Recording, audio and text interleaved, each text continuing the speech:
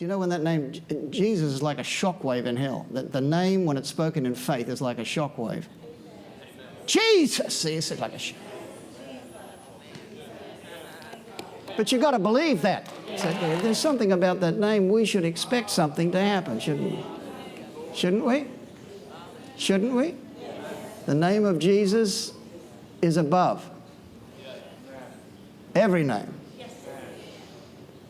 You know, a friend of mine once said, well, a minister friend of mine once said in Australia, it all depends on how you see the strength of your opponent. He said, to God, there's no difference between cancer and a cold. And then he said, think of it this way. For many people that I've prayed for, that cancer should be dismissed from the body. And it's a dismissal. Understand this? When a greater power says go, it must go. But you've got to believe that when you've said go in the name of the Master, it will go.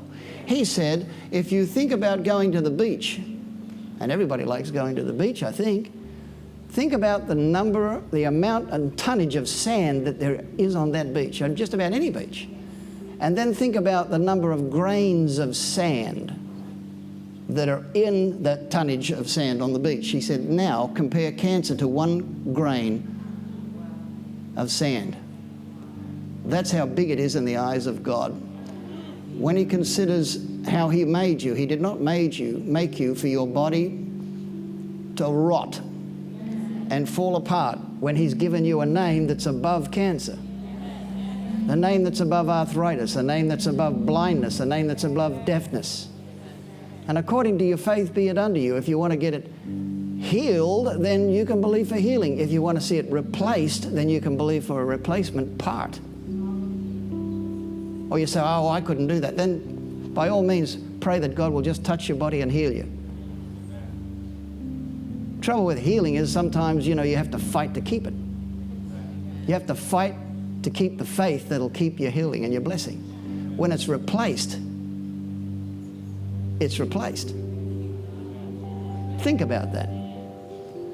So when we sing this song one more time, and there's sickness in your body, what I want you to do is put your hand on that part of your body that's sick, close your eyes, try to blot out everything else and anybody else, any reports that you have that are negative, people that want to make you feel sorry for yourself, want to bring you chicken soup every day for the next month. Thank you for the chicken soup, but 1 bowl should be enough. By that time I'll be strong enough to pray with faith and God will do the rest. Do you know that I know this may seem weird to many people, but the old timers of the faith used to believe that it was actually sin to believe a doctor for your health.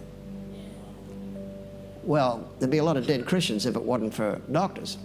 But the reality is that if God is Jehovah Rapha, if he is a healer, what do we say, what do we demonstrate to God when we go to a man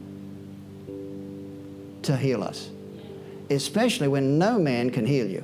They can treat the sickness, but they cannot heal you. I can cut myself with a knife, God forbid, and a doctor will sew me up and disinfect it, but he can't heal it. The body has programmed into it healing. That's true. You can ask any of the physicians, I'll tell you, every 120 days, the cells in your body are supposed to be replaced.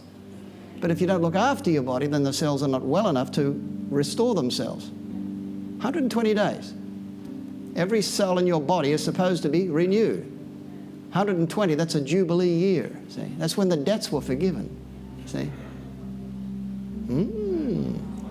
So maybe you should pull out a calendar on the day that you've been diagnosed, say in 120 days, that bad part will be gone.